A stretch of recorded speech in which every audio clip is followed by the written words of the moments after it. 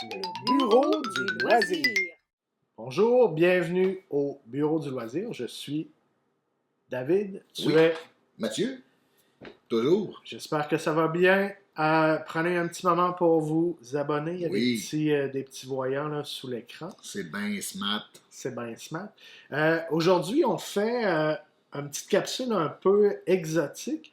Mathieu, tu as eu la chance de te rendre au Japon pour le travail Oui. il y a 2 ou 3 semaines Un maintenant. maudit chanceux. Très chanceux.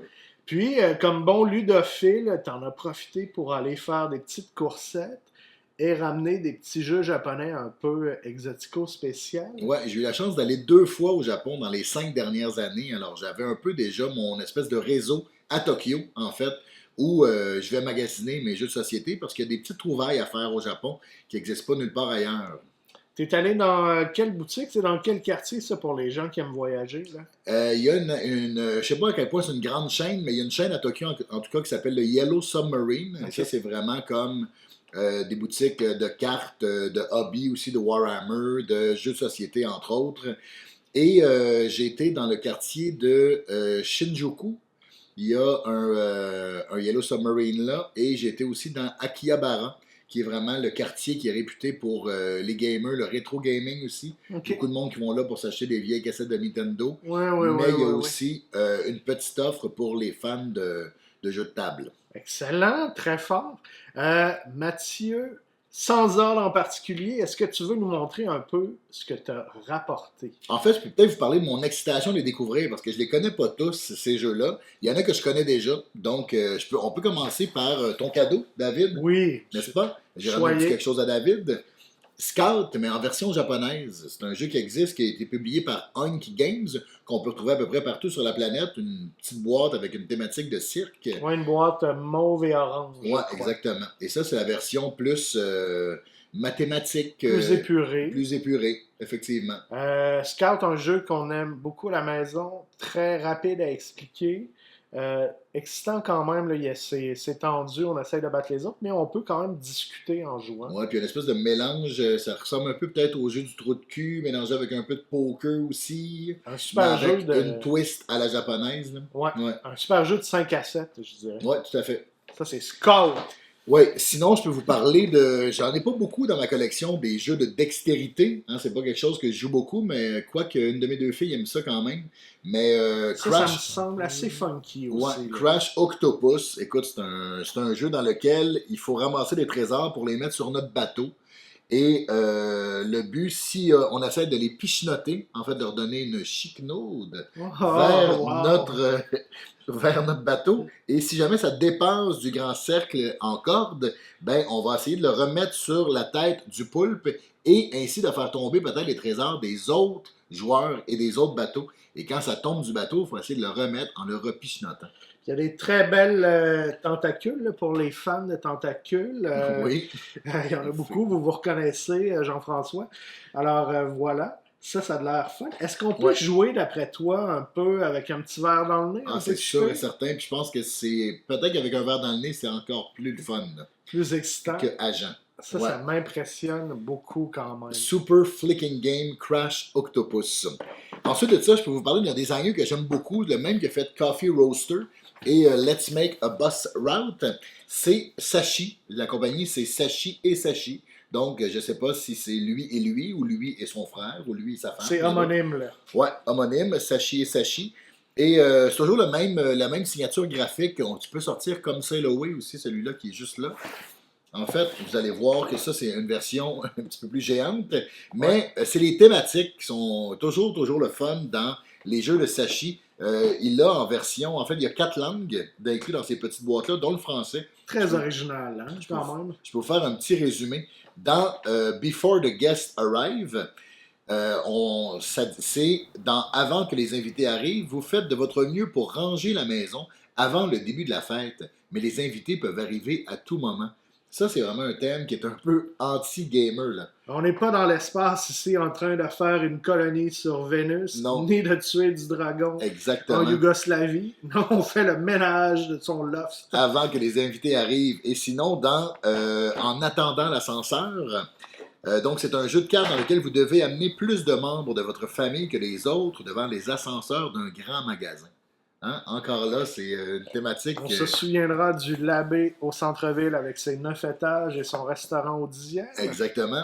Et dans Come Sail Away, en fait, c'est qu'on doit essayer de placer nos invités. On a chaque joueur a un transatlantique. Et en fait, le jeu se déroule juste dans l'arrivée des invités sur le bateau. Durant cette courte période-là, il faut arriver à placer les invités le plus vite possible dans leur chambre et aussi de placer leur bagage le plus vite possible dans les entrepôts. Ça, c'est sans doute ce qui m'excite le plus. Ouais, puis visuellement, c'est quand même vraiment bien fait. C'est toutes des composantes à part, fait que le bateau, il s'assemble et les pièces du milieu, on peut vraiment les changer d'une partie à l'autre, tout dépendant du degré de difficulté aussi. Alors, très excitant, très très hâte d'essayer ce jeu-là. Magnifique, comme Sail Away. Ça peut un peu faire penser dans la même famille peut-être que Grand Austria Hotel, dans le sens de bien traiter ses invités. Sinon, Cat in the Box, un jeu inspiré de la théorie du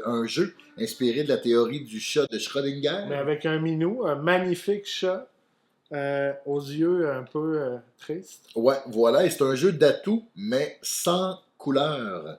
Oh! Sans sorte, donc un jeu de cartes, d'atout, de plis, mais c'est ça, dans lequel il n'y a pas de sorte. Fait que c'est très particulier. Ça doit être exigeant quand même, non? Au niveau de la réflexion ici. Là. Ben écoute, j'ai pas joué encore, j'ai très très hâte. J'ai été quand même voir des vidéos sur Internet, là, mais j'ai bien hâte de l'essayer. En fait, c'est qu'il y a un grand plateau, et quand on joue une carte, on va décider de la couleur de la carte, et là, on va venir placer un petit jeton pour montrer que cette sorte-là et cette couleur-là a déjà été utilisée.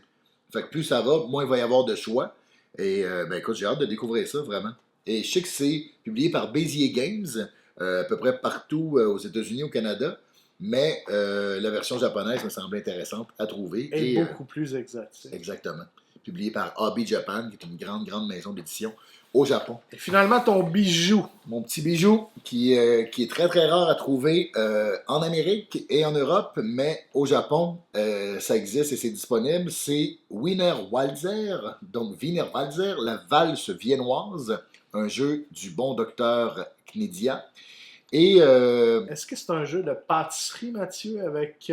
non, ni de saucisses. Non, ce n'est pas comme les petites saucisses Pillsbury. Oui, Noël s'en vient. Les saucisses viennoises.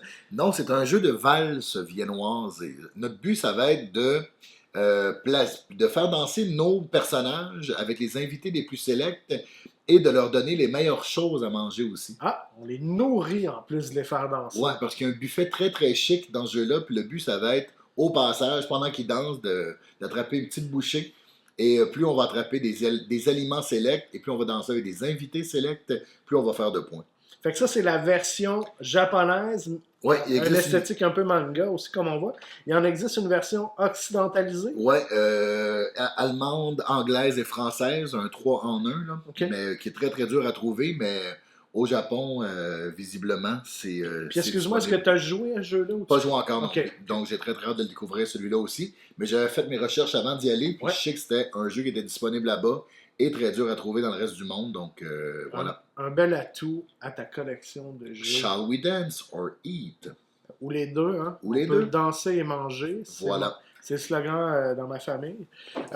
Super, Mathieu. Évidemment, je déborde de jalousie. Mais en même temps, j'ai très très hâte de jouer. Peut-être qu'on vous en parlera aussi bientôt, on verra. Oui. Comment le vent nous pousse. Puis si le cœur vous en dit, allez acheter des jeux au Japon, on sauve beaucoup sur le shipping quand on y va en personne. Ouais, mais là, Mathieu... Moi, j'ai eu la chance d'avoir un billet payé. Ah, ok, ouais, c'est ça. C'est ça l'affaire. Sinon, c'est peut-être pas, on n'y gagne pas au change. C'est un peu long aussi, quand même. Un petit peu long, ouais, tout à fait pour du magasinage. Ouais. Voilà, merci de nous avoir suivis aujourd'hui. Portez-vous bien, bon jeu. Et on se retrouve très bientôt au Bureau du loisir.